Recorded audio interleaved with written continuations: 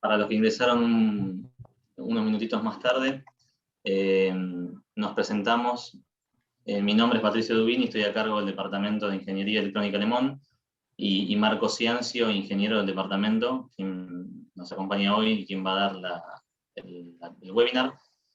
Les agradecemos la presencia a todos. Estamos en un momento muy complicado hoy en día por el tema de la pandemia y es complicado estar cara a cara con los clientes. Lo que estamos buscando nosotros con estos webinars es justamente estar en contacto y acompañarlos a ustedes de esta manera y no perder el contacto y estar lo más cerca posible. En este caso, trayendo tecnología, conversando sobre productos nuevos y demás, para que se sientan acompañados y que de nuestra parte cuenten con nosotros, que estamos de este lado, más allá de la distancia que nos separa hoy por el tema de la pandemia. En el día de hoy vamos a dar una charla de una tecnología que está bastante en boga hoy en el mercado. Son cosas nuevas que están surgiendo y contenidos que no vemos habitualmente. Junto a Marcos estuvimos investigando el tema y analizando. Va a ser un poco introductorio en la charla de hoy. Pero bueno, la idea es profundizar, que hice un poquito introductorio y que más adelante hagamos algo más profundo en mostrar cosas funcionando y demás. Les agradezco a todos la asistencia. Nos gusta mucho que nos acompañen y que haya tan buena predisposición de parte de ustedes. Lo dejo a Marcos, le cedo la presentación para que arranque. Y bueno, cualquier duda les pido que por favor las consultas las manden vía chat. Van a estar muteados por un tema de darle fluidez a la charla, pero hagan las consultas vía chat y al final vamos a hacer un espacio para contestarlas, o si amerita quizás en el medio alguna también. Pero comuniquémonos vía chat para manejarlo de una manera más prolija. Bueno, gracias a todos y damos inicio. Gracias, Patricio, por la introducción. Bueno, como él les decía, es un tema que está muy, muy en boga hoy en día, ¿ok? Y lo que nosotros notamos es como que los conceptos están... hay mucha información, pero están como un poco mezclados los conceptos, lo que sería inteligencia artificial, machine learning, deep learning.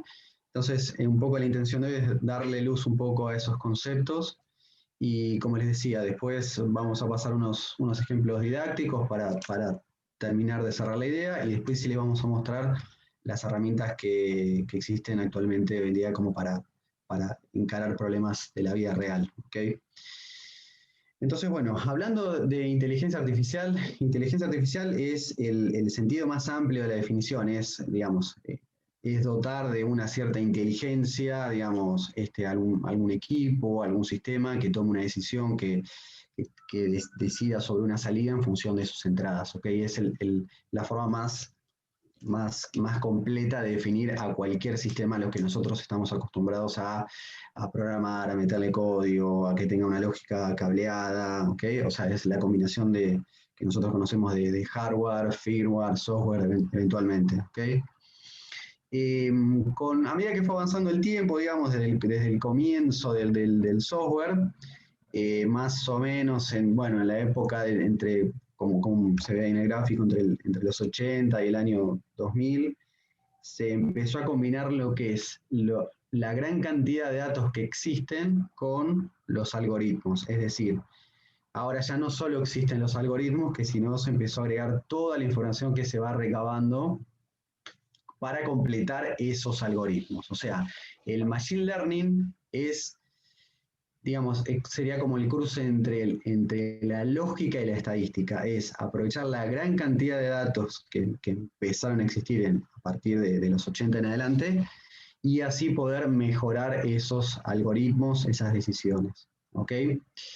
Se dice machine learning porque la intención es hacer que las máquinas aprendan. ¿Cómo van a aprender? Utilizando esos datos que hay diferentes formas de recabarlo, pero la intención es utilizar esos datos para que la máquina pueda aprender y después sí funcionar. ¿Okay? Acá hay claramente dos aspectos, lo que es aprendizaje y lo que es el sistema funcionando. ¿Okay?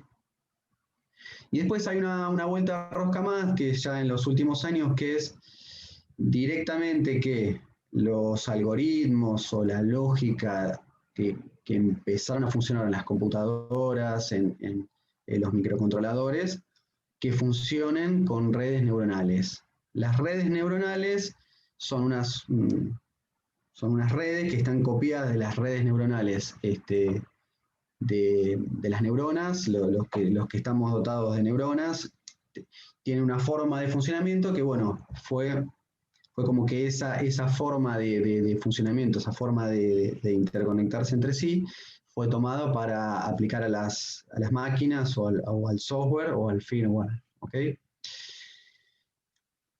Bueno, acá la intención es mostrarle, digamos, lo que sean los tres esquemas, digamos, haciendo esta clasificación. A la izquierda tenemos el algoritmo clásico, ¿está bien? Que tenemos una cierta estructura de decisiones, con una lógica como ya la mayoría de nosotros conocemos, que lo que tenemos es una cierta cantidad de entradas, un algoritmo que lo procesa y obtenemos una salida. Hasta ahí no hay nada nuevo, si bien puede haber algoritmos más o menos complejos, más o menos herramientas, es lo que estamos acostumbrados. ¿Okay? Y en esta parte, digamos, la intención es mostrarle este nuevo concepto, ya sea de Machine Learning, como está acá en la mitad, o de Deep Learning, como tenemos acá a la derecha de la presentación. El concepto es novedoso en este sentido. Si nosotros vemos acá en la parte de Machine Learning, lo que nosotros tenemos como entradas son, vale la redundancia, las entradas, un modelo y un etiquetado. ¿Qué quiere decir? Que tenemos un determinado problema y lo que se ingresa al sistema es las entradas, por ejemplo, digamos, una determinada acción, un determinado valor de vibración, de amplitud, de señal, como en el ejemplo lo vamos a mostrar a continuación. Un etiquetado, es decir, esta es una condición buena, esta es una condición mala, esta es una acción determinada, por ejemplo, no sé, si tenemos conectado un acelerómetro a una persona, es decir, el etiquetado significa decir, esta persona está corriendo, esta persona está sentada, esta persona está nadando, ¿ok? Y además se le ingresa un modelo. El modelo tiene que ver con el tipo de problemática que vamos a abordar, es decir, si estamos tratando por ejemplo, con motores, con detección de movimiento, con detección de un montón de parámetros, tiene que haber una persona que diga, yo este modelo lo voy a tratar de esta manera. ¿Ok? ¿Qué quiere decir? Por ejemplo,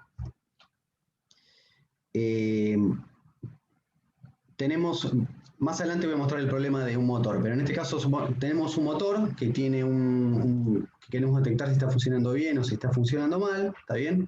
Entonces se siente una persona, digamos, que conoce el tema, conoce la problemática del motor y dice, bueno, yo voy a tomar 4 o 5 parámetros, o 10 parámetros, o 20 de este motor. Por ejemplo, sería amplitud, vibración, frecuencia fundamental, frecuencia de armónicos, parámetros de ese estilo. Eso es lo que se llama extracción de características. O sea, resumiendo, de la problemática se extraen las características y después de eso se arma un árbol de decisiones, ¿ok? Y se conjuga toda esa información con los diferentes etiquetados de las entradas, es decir, esto es el motor con problemas, este es el motor vibrando, este es el motor funcionando en determinada condición. Todo eso se procesa, digamos, se hace aprender la máquina y el resultado es el algoritmo. ¿Qué quiere decir que el resultado es el algoritmo? Quiere decir que ese algoritmo se lo vamos a cargar en nuestro microcontrolador o nuestro microprocesador y lo que va a hacer a partir de ahí la máquina es correr. Lo que está funcionando es el algoritmo ajustado para ese motor. ¿Ok? Bueno. Y más adelante les vamos a mostrar en concreto el ejemplo del motor que les estoy contando para que sea más fácil de comprender. Y bueno, y por último, en el caso de las redes neuronales, justamente es algo parecido el concepto, digamos, nosotros vamos a ingresar a un sistema nuestras entradas, nuestras salidas, va a haber un proceso de aprendizaje y también lo que vamos a obtener es el algoritmo. ese algoritmo es el que va a correr después definitivamente en nuestro sistema y va a tomar las decisiones que nosotros queremos que tome. ¿Está bien? Bueno, acá lo que tenemos es el caso concreto de Machine Learning tradicional, porque como Machine Learning, digamos, está abarcando, es una clasificación que abarca a Machine Learning estrictamente y a Deep Learning, es uno de los temas que a veces resulta confuso, ¿está bien? Entonces acá le pusimos Machine Learning tradicional, que es el Machine Learning que no usa redes neuronales, ¿ok? Bueno, acá tenemos los pasos detallados que la persona tiene que realizar para que armar una máquina que pueda aprender de determinadas inputs o entradas que son etiquetadas, ¿ok? Entonces, una persona se decide a resolver un problema, ¿ok? Entonces, se hace primero lo que es la extracción de características. Tengo el problema, la persona tiene que saber del tema, ¿ok? Esto es la implicación de Machine Learning. La persona se sienta y dice, bueno, voy a analizar determinado problema, va a tener aspectos, magnitudes o cuestiones que sabe que están relacionadas con la problemática. Puede ser un motor, puede ser una luz, puede ser un montón de problemas, pero la persona tiene que conocer del tema, ¿está bien? Entonces, tenemos lo que es la extracción de características. Cuando esa persona dice, yo voy a analizar todo este conjunto de características, después hace el etiquetado de datos. Se pone, digamos, vamos a ver el ejemplo del motor de vuelta, se pone el motor a correr en diferentes condiciones y etiquetar los datos significa decir, bueno, esta condición de funcionamiento es la correcta, esta condición de funcionamiento es en falla, esta condición de funcionamiento es en determinadas condiciones. O sea, cada una de esas entradas son etiquetadas, ¿ok? Posteriormente a eso, se arma un árbol de decisiones. Un árbol de decisiones no es más ni menos que un diagrama de flujo como conocemos, digamos, y en cada nodo es cada punto de decisión que tenemos acá en este árbol. Cada nodo va a estar vinculado a un umbral, a un cierto valor de cada una de esas características que estamos hablando. ¿Está bien? El resultado total es que, procesando todas esas entradas en ese árbol de decisiones, lo que va a terminar dando la salida es, valga la redundancia, una salida que generalmente se trabaja de 2 o 3 maneras, que puede ser una salida dicotómica, o sea, o falla, no falla, o un continuo. Por ejemplo, un valor que va entre 0 y 100 que me identifica, bueno, no sé, qué tan gastado, qué nivel de vibración, qué nivel de distorsión tiene algo, ¿está bien? Es una salida, un continuo entre 0 y 100, ¿ok? Es lo que se llama un problema de regresión. Para esto se usan algoritmos del tipo estadística, de decisión bayesiana, de test de hipótesis, todo relacionado con matemática estadística, que no la vamos a mostrar, pero es para que tengan claro de qué se trata, ¿ok? Bueno, vamos a seguir mostrando. Hace unos años, todo lo que era el procesamiento pesado de esta información se hacía en la nube. ¿Por qué? Porque no había tanta capacidad en los microcontroladores que conocemos o en los recursos que tenemos.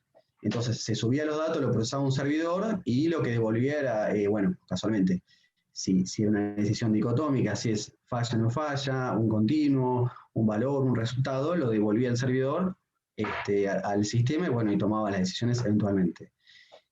Digamos, a partir que han progresado mucho los microcontroladores y cada vez hay más capacidad, lo que se empezó a potenciar es el tema de tanto machine Learning como Deep Learning que corrieran de forma local, ¿ok? Eso tiene un montón de ventajas, por ejemplo, como que, bueno, es más rápido, no hay latencia porque los datos no tienen que subir y bajar,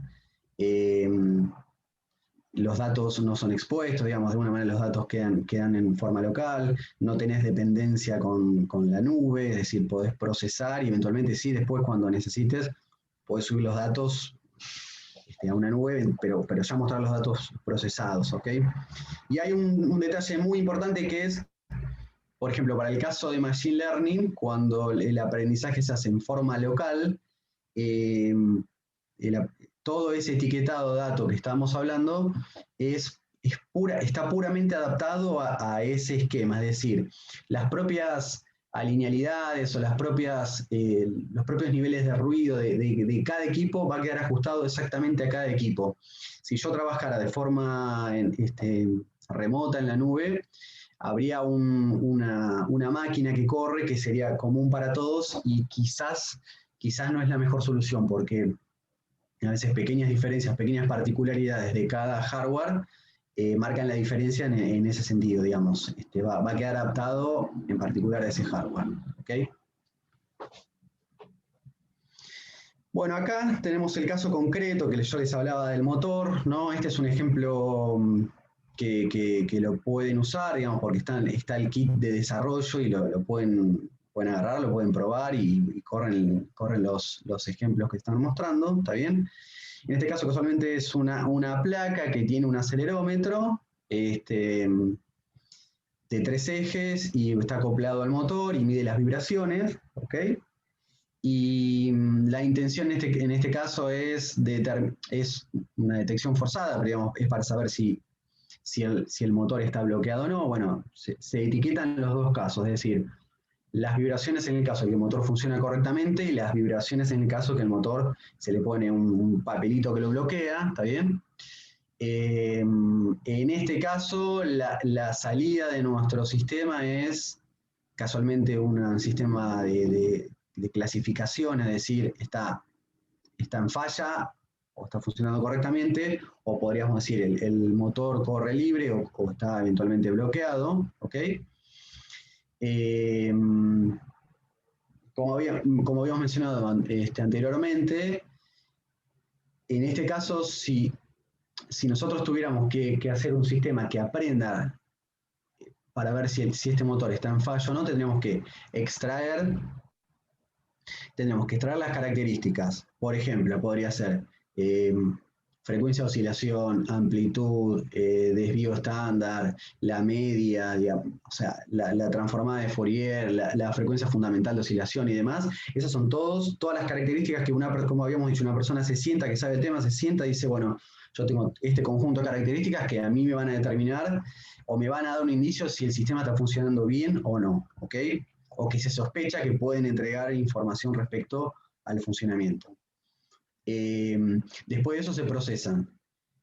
Se hace correr a la máquina en los dos estados, en este caso es bloqueado o no bloqueado, ¿está bien? Y se etiquetan. Se dice, bueno, esto bloqueado, no bloqueado, medianamente bloqueado, con un papel adelante, con 2 papeles, ¿ok? Y ahí es lo que se arma, lo que habíamos dicho, el árbol de decisiones, ¿ok?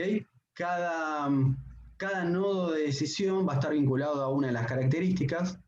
Cada nodo que está acá va a estar vinculado a una de las características, a un umbral, a un valor que nosotros hayamos hecho aprender, ¿ok?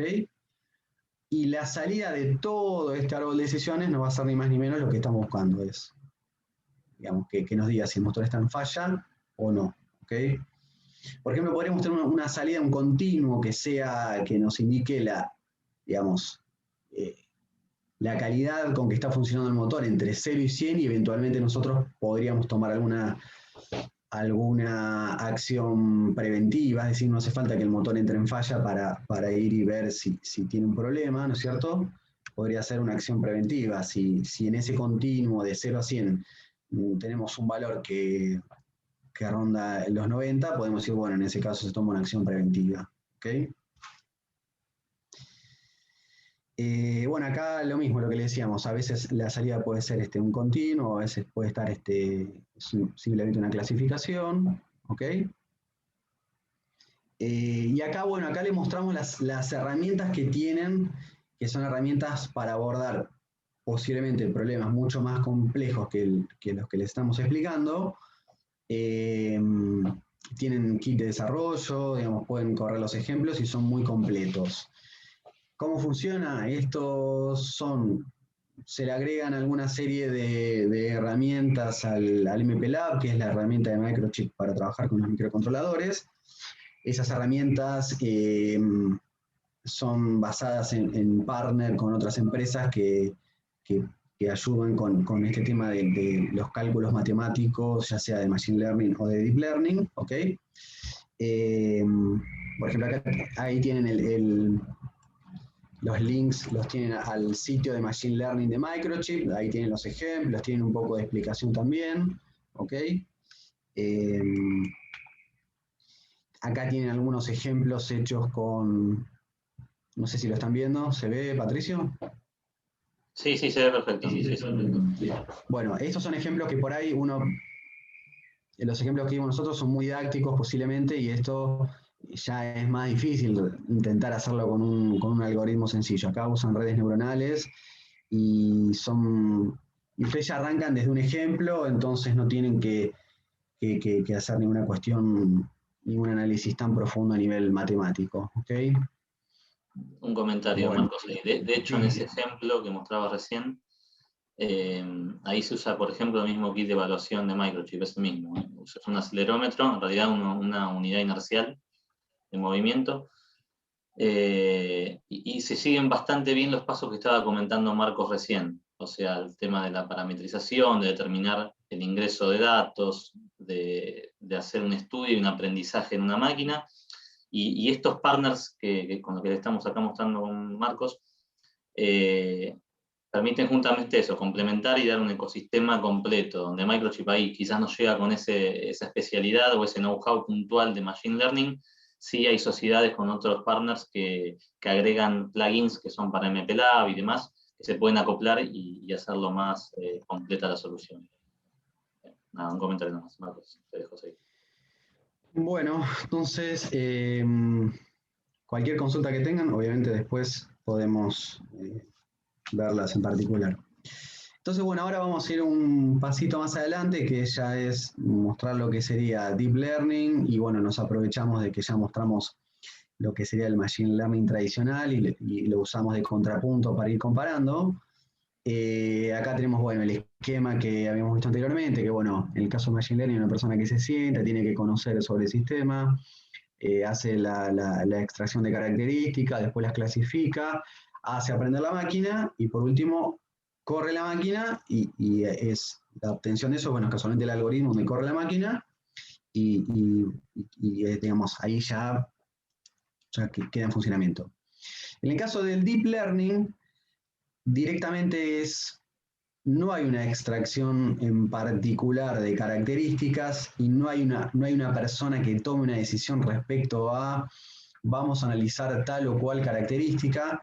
Sencillamente lo que se hace, se usa como modelo de análisis el modelo de una red neuronal, ¿ok? Y la pregunta ahora, bueno, ¿qué es una red neuronal? ¿Ok? Bueno, nosotros estamos hablando de redes neuronales artificiales que están basadas en cómo funcionan las redes neuronales biológicas, ¿ok? Las redes neuronales biológicas, digamos, muy por arriba el concepto son células que hacen una especie de proceso lógico, que si lo pensamos por cada neurona es un proceso muy sencillo, pero cuando están todas interconectadas es un proceso realmente muy compleja, como hacemos los seres que estamos dotados de neuronas, ¿cierto? La neurona, bueno, por esto ya lo deben conocer, son casualmente, bueno, células que tienen un cuerpo y tienen unas conexiones que se llaman dendritas y unas conexiones que serían de salida que se llaman axones, ¿ok? Todas esas neuronas están interconectadas entre sí. Lo que hace básicamente la neurona es, entre comillas, ¿no? Muy sencillo, es como procesar estas entradas que tienen en sus dendritas, lo procesan a través de una cierta ponderación que hay en los extremos, pasa por el cuerpo y a su vez toda esa señal, vamos a decir, ese impulso se comunica a los axones y esa información va a otra neurona, ¿ok? Las redes neuronales, bueno, son un montón de neuronas, todas interconectadas, que, digamos, de alguna manera es como si las entradas en algún momento serían el equivalente a nuestras entradas. En algún momento hay algunas neuronas que son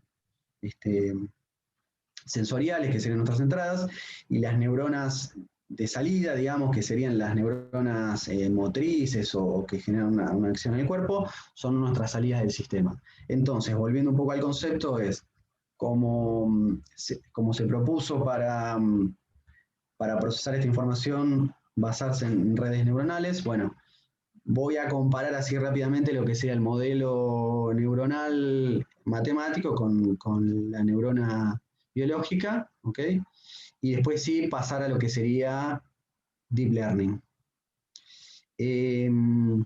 Cada una de las señales que va recibiendo acá la neurona tiene un peso sináptico, entonces es como si, lo podemos pensar como si acá tuviéramos un montón de cables o resultados que vienen de otros procesos que tienen una ponderación, un omega, ¿ok? Y la suma de todas esas señales son multiplicadas y son sumadas, pasan por el cuerpo de la neurona, que tiene una función de activación, que hay varias funciones, digamos, porque bueno, en la naturaleza no todo es 1 y 0, ¿ok? Y la señal de salida, que es la sumatoria de todo esto que está acá, ¿ok? Esto no es más ni menos que una ecuación, es decir, las entradas multiplicadas por un coeficiente que pasan por una función y tenemos una salida. Digamos, si uno puede pensar, esta ecuación es poco lo que puede hacer en términos de procesamiento, pero cuando juntamos un montón de estas neuronas artificiales, nos da una gran cantidad de procesamiento. De hecho, estos sistemas se pueden usar, para que se den una idea, como para reconocimiento del habla, reconocimiento de imágenes, pueden detectar cáncer en algunas imágenes mejor que los médicos mismos, ¿ok? Bueno, acá está un poco más el detalle. Cada señal que recibe tiene lo que se llama un peso sináptico, hay una regla de propagación, la forma en que se multiplica todas estas entradas, hay una función de activación que tiene que ver con cómo pasa la señal, toda esta sumatoria, cómo pasa de la izquierda a la derecha, y hay una función de salida, ¿ok? Acá está un poco más detallado, después lo pueden ver en detalle. La cuestión es que, resumiendo, ya dibujándolo más con formas más matemáticas, acá tenemos lo que sería el funcionamiento de una neurona. Esta sería la ecuación. La salida es una función por la sumatoria de todos los pesos por todas las entradas, ¿ok? ¿Cómo es la arquitectura de una red neuronal? Bueno, tienen nombres particulares, digamos, tenemos las neuronas, lo que serían las neuronas de entrada, las neuronas de salida, y tenemos lo que le llama la capa oculta. La capa oculta son la cantidad de capas que haya en el medio entre lo que serían las entradas y las salidas. Pueden haber sistemas de un montón de capas ocultas, ¿ok? Obviamente va a dar la capacidad de procesamiento. Y obviamente la capacidad de procesamiento va a estar vinculado con la cantidad de neuronas que haya y la cantidad de capas ocultas. Obviamente, cuanto más capas ocultas y más neuronas, más complejo es el sistema. ¿Está bien? Pero bueno, ya después la complejidad de cada sistema tendrá que ver con la solución que se le quiere dar a cada problema.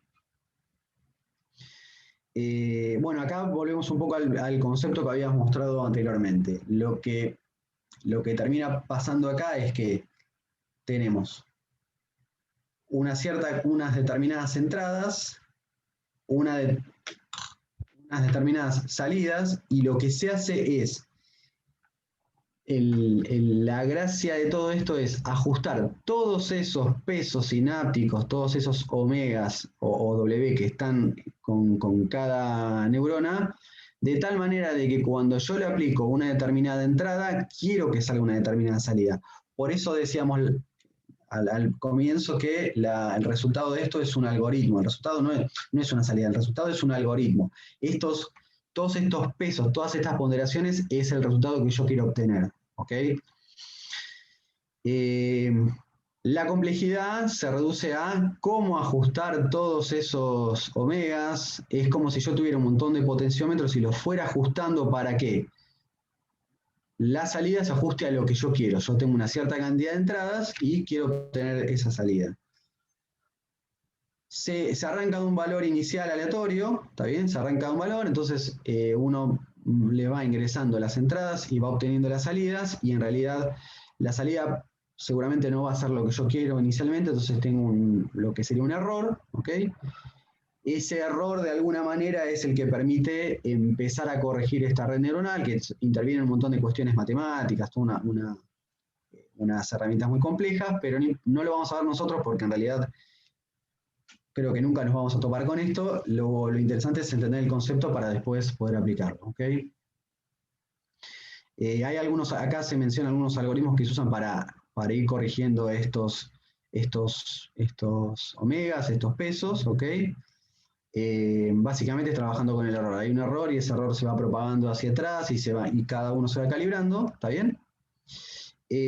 Bueno, y acá yo les traje un ejemplo que es también como para tratar de redondear la idea de Deep Learning, que es un ejemplo muy sencillo, que es lo pueden encontrar por internet, es un robotito que tiene 4 sensores de luz, ¿está bien? Tiene uno adelante, uno atrás, uno a la izquierda y uno a la derecha, esos son unos LDR, ¿ok? Y tiene 2 motores. Yo lo traté de alguna manera como para poder darle un marco, digamos, de ejemplo que sea fácil de entender el concepto de la red neuronal. En este caso, nuestras entradas son los sensores de luz. Sería izquierda, derecha, arriba y abajo. Y nuestras salidas son los 2 motores. En este caso tenemos una red neuronal de una capa oculta, ¿está bien? Tenemos 5 neuronas, ¿ok?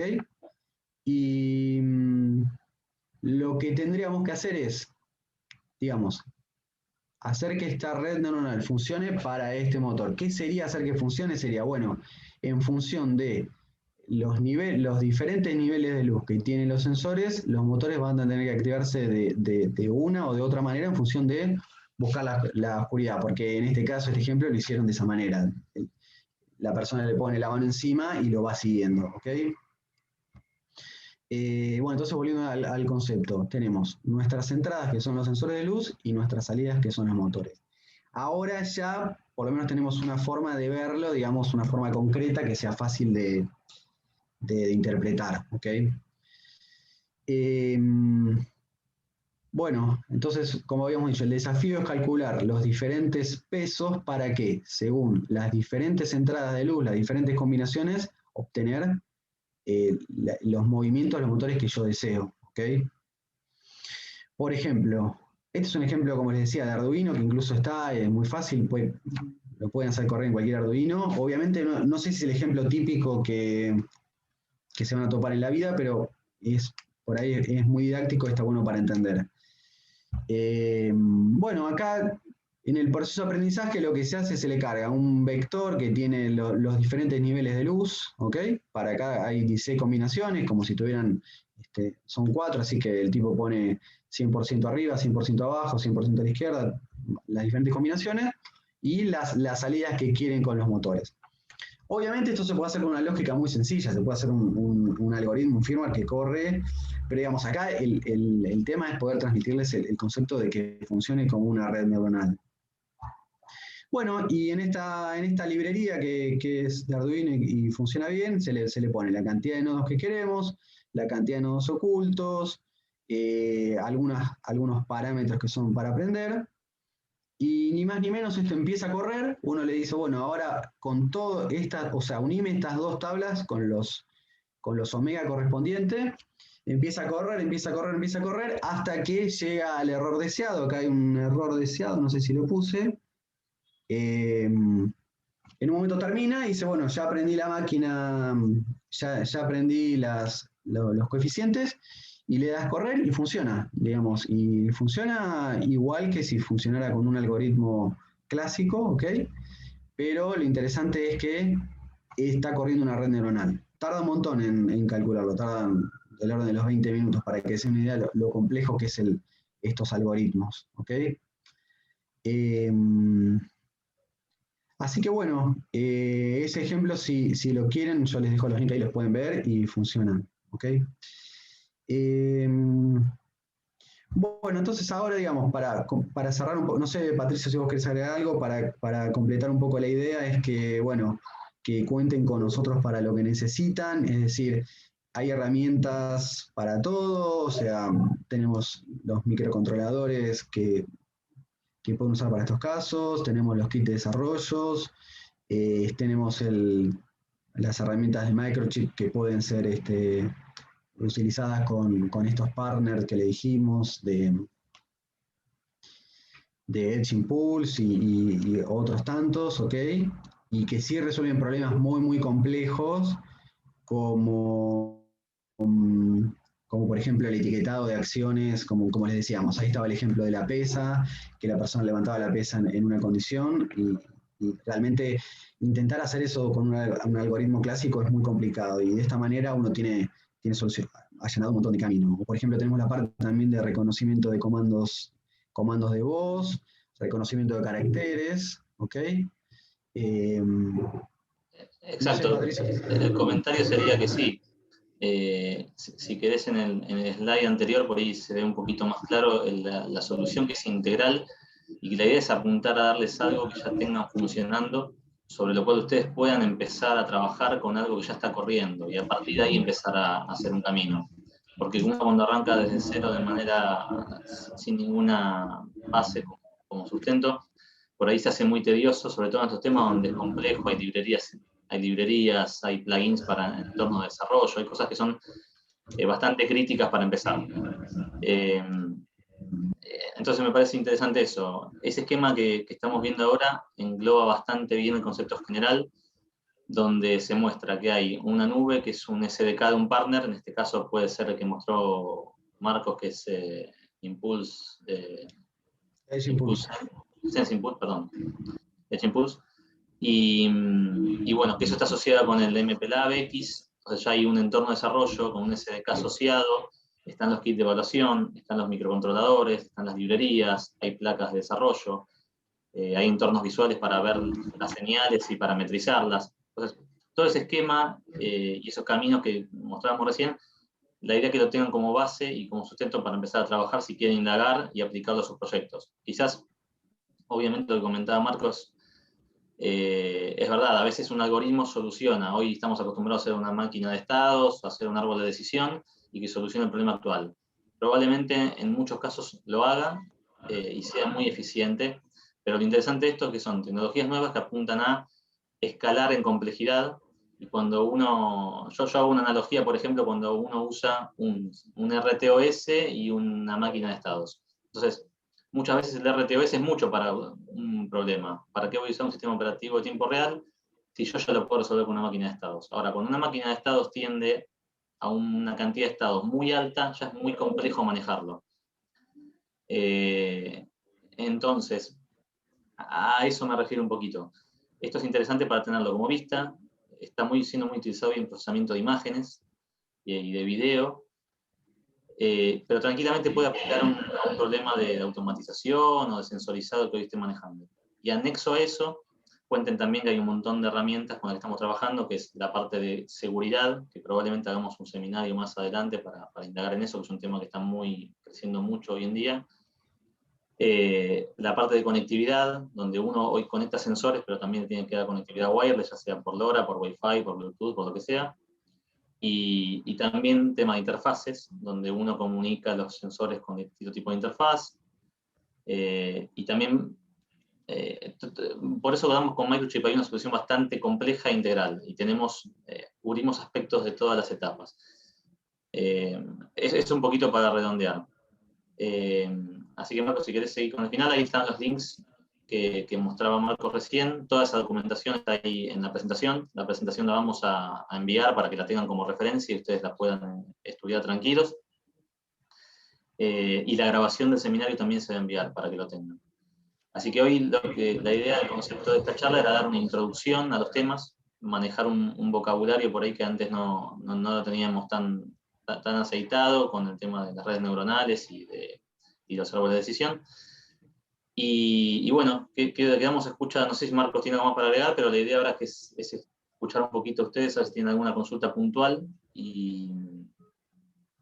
nada más, y agradecerle la atención, obviamente. No, No sé, Marcos, si vos te obviamente, quedó con... cualquier consulta que tengan, háganosla saber. Ahí están los links, están los links de los kits de desarrollo que los pueden usar y ya son ejemplos concretos. Decía, uno de esos ejemplos que está ahí, no sé dónde lo puse, pero hay uno que reconoce patrones, uno escribe sobre una pantalla táctil y reconoce los patrones, que eso sería bastante complejo si uno intenta hacerlo con el software clásico, ¿está bien? Están unos links de redes neuronales si quieren entender un poco más. Está el ejemplo, este ejemplo sencillo del Arduino si lo quieren probar, también como para entender. Y bueno, nada más que eso. Hay una consultita ahí, Marco, que nos están haciendo, que Carlos nos consulta, que eso es importante aclararlo. Una vez realizado el entrenamiento, que puede durar, por ejemplo, 20 minutos como este caso, ¿cuál sería la respuesta del sistema en tiempo? Eso está bueno aclararlo porque quedó ahí medio en el tintero. La respuesta del sistema es rápida, digamos, porque corre de forma local y no hay que subir ninguna información a la nube, o sea, es cuestión de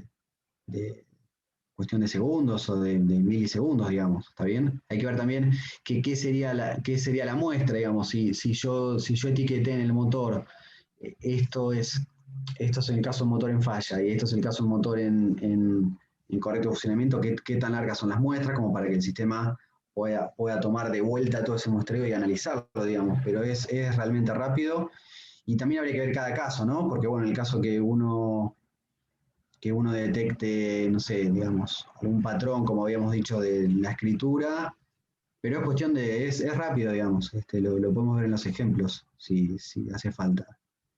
¿Ok?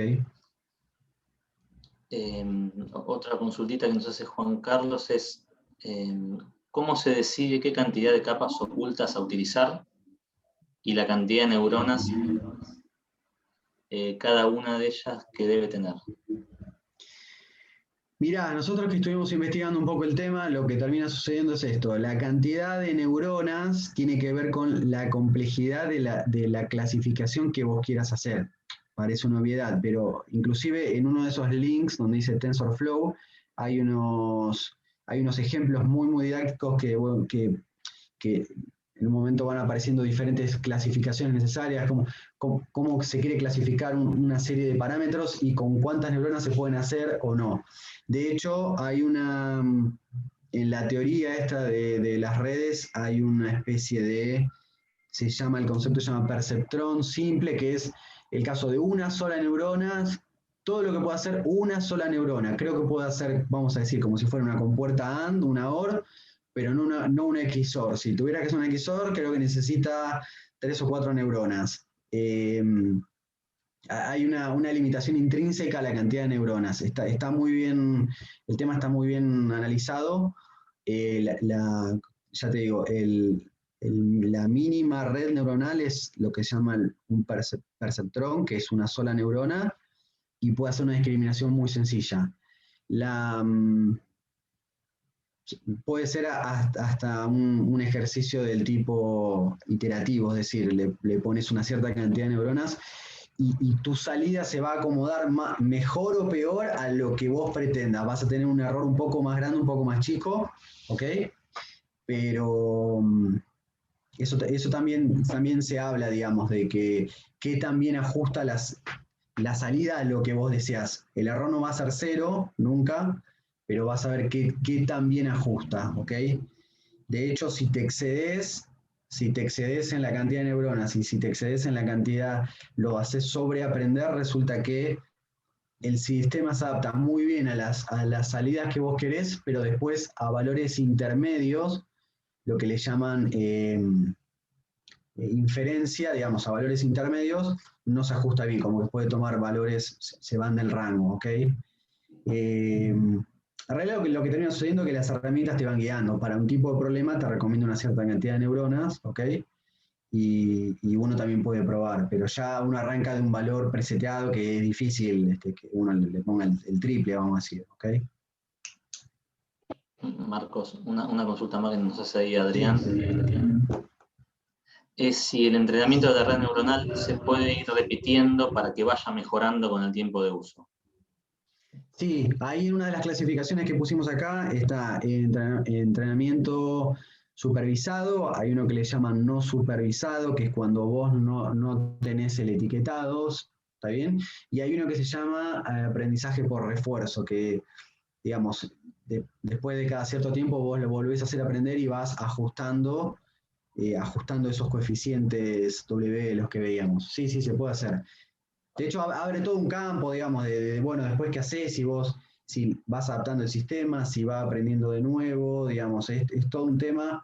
Para el caso del motor, es un buen ejemplo porque el motor sufre una degradación con el tiempo, entonces en algún momento vos tenés que pensar qué vas a hacer cuando el motor se ponga viejo, qué hace, decís que falla o no falla. Bueno, lo que hablábamos un poco también lo de mantenimiento preventivo, si logramos obtener un continuo que nos indique la calidad o la forma en que está funcionando el motor, después uno puede cortar en diferentes umbrales y bueno, yo a partir de 90 le hago mantenimiento preventivos, a partir de 80 cambio el motor, o reaprendo la máquina de modo que me vuelva a dar que eso está en buen funcionamiento y sigo funcionando con el motor envejecido, ¿ok?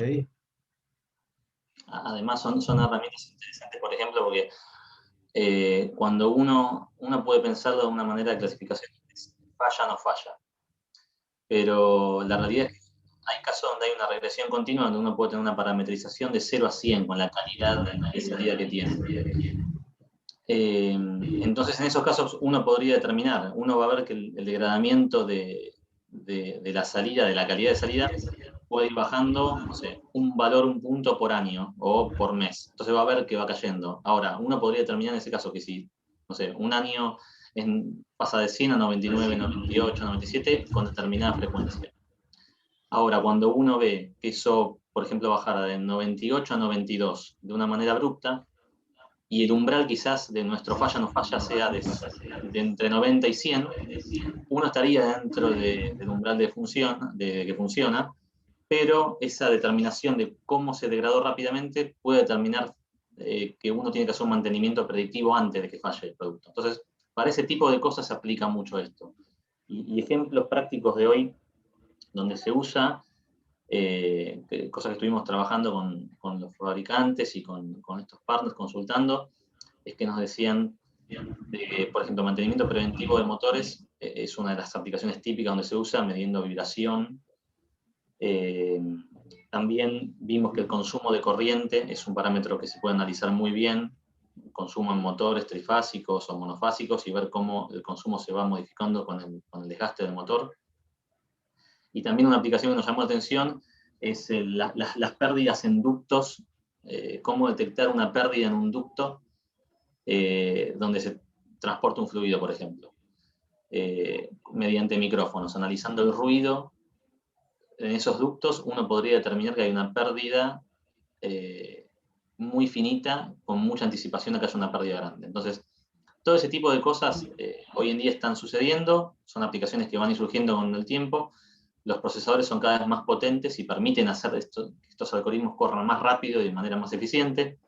Entonces, está bueno tenerlo en vista esto, y si bien hoy no lo apliquemos directamente en la tecnología actual, ir analizando de cosas nuevas que podamos poner en nuestros proyectos. Así que la idea era transmitirle eso hoy a ustedes.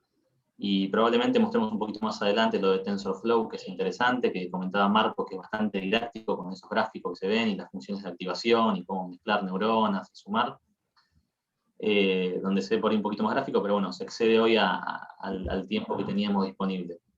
Pero bueno, veo que no hay ninguna consulta adicional. Y si Marco no tiene nada más que acotar, les agradecemos la buena convocatoria y esperamos que les haya gustado. Sí, lo único que quería agregar es que más adelante vamos a ver de hacer otro webinario donde ya les mostremos en concreto las herramientas, ya con los ejemplos bien en ejemplos bien reales. Ese mismo ejemplo de Microchip lo vamos a mostrar. Así que bueno, esperemos que sea pronto. Bueno, muchas gracias a todos por la presencia y bueno, en algún momento esperamos poder vernos las caras nuevamente como lo hacíamos antes, pero bueno, queremos estar acompañándolos y seguir en contacto de esta manera por lo menos para ayudarlos a seguir desarrollando y que nuestra industria siga creciendo. Bueno, le mando un abrazo a todos y gracias, bueno, felicitarlo a Marco por la presentación. Y bueno, estamos viéndonos pronto. Muchas gracias. Hasta luego.